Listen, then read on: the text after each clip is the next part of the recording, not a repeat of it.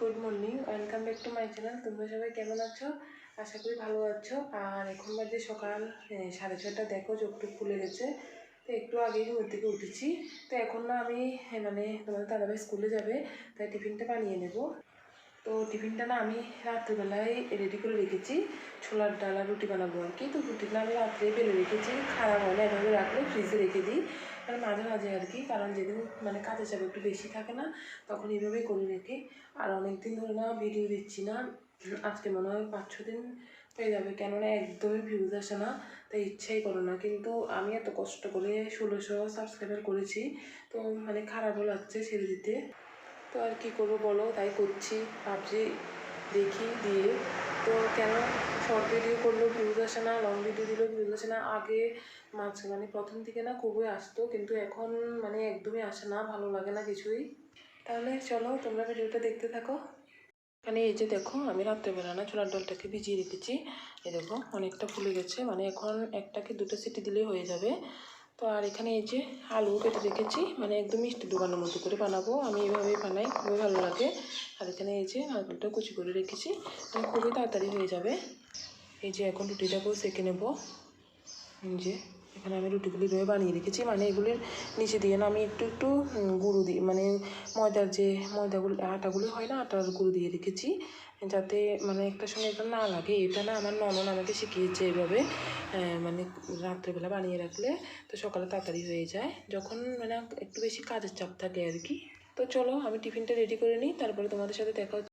টিফিনটা দিয়ে তোমাদের দাদাভাইকে অন্য কাজগুলি করে তারপরে আমি এই যে স্নান করে পুজোটা দিয়ে দিয়েছি। আজকে বৃহস্পতিবার, এমনিতে আমি সকাল সকালে পুজোটা দিয়ে দিই। তো পুজো দেওয়ার পর রান্না করবো আর কি। এই যে আজকে বৃহস্পতিবার, তো ভাবলাম সকাল সকালেই পুজোটা দিয়ে দিই। পুজো দিলে না মনটা খুবই ভালো লাগে।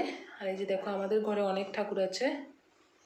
এই যে গোপাল ঠাকুর, এটা আমার মানে আমরা অনুকূল ঠাকুরের আর কি। তো অনুকূল ঠাকুর, এই যে লক্ষ্মী, শিব, মানে সব ঠাকুরই আছে। গণেশ ঠাকুর আছে এখানে। তো চলো আমার পুজো দেওয়া কমপ্লিট হয়ে গেছে, এখন আমি পাঁচালিটা করে নেব, তারপরে রান্না বসিয়ে দেবো। টান করে মানে পুজো দিয়ে, আজকে তো বৃহস্পতিবার, তো পুজোতে দিয়ে পূজা মানে আমার কাছে না আগে পুজোটা দিতে ভালো লাগে। তো পুজো টুজো দিয়ে তখন রান্না করতে এসেছি। তো এখন দেখো আজকে উনুনে রান্না করছি।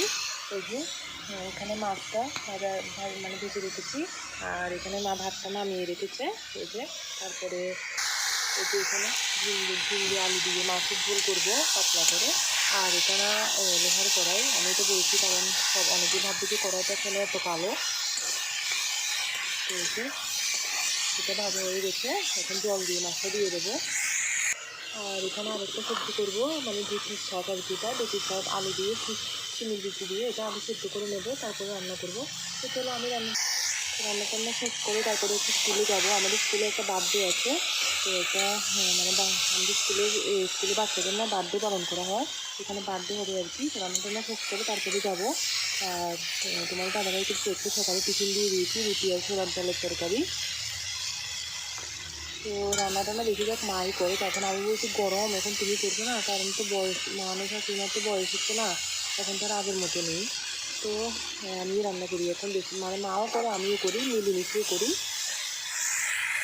এই যে এখানে এখন জল দিয়ে দিয়েছি, মানে ঝোলটা ফুটলে তারপরে মাছটা দিয়ে দেবো। আর উনুনে রান্না করলে না গ্যাসটা অনেকটাই বেঁচে যায়, কারণ মানে সবসময় না গ্যাসে রান্না করলে অনেক গ্যাস লাগে, এক মাসে মানে গ্যাস শেষ হয়ে যায়। তো মাঝে মাঝে আমরা উনুনেই রান্না করি।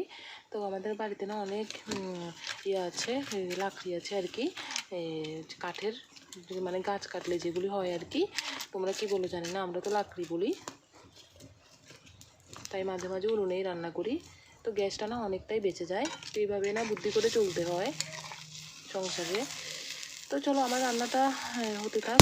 তো একটু পরে আমরা স্কুলে যাব।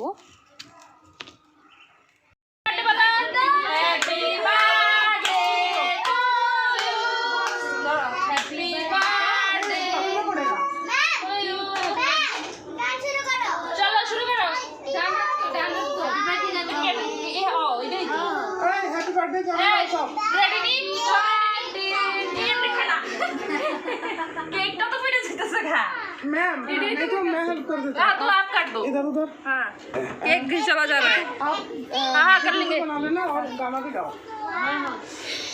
ए संभाल दी तुम इधर आ जाओ सब तो मार मिल गया का गाना नहीं गाया तो चलो जोर से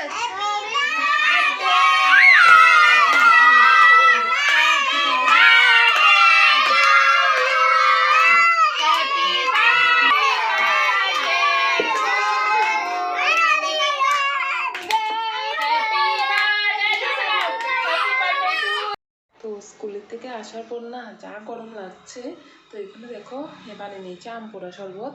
তো এই যে তো এখন তোমার দাদাভাই কম্পিউটারে কাজ করছে, তো ওর জন্য নিয়ে যাচ্ছি।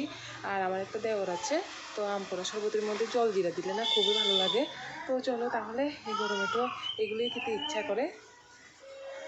তো দেখো এই যে আমি বানিয়ে নিয়েছি, তো কেমন হয়েছে খেয়ে বলবে।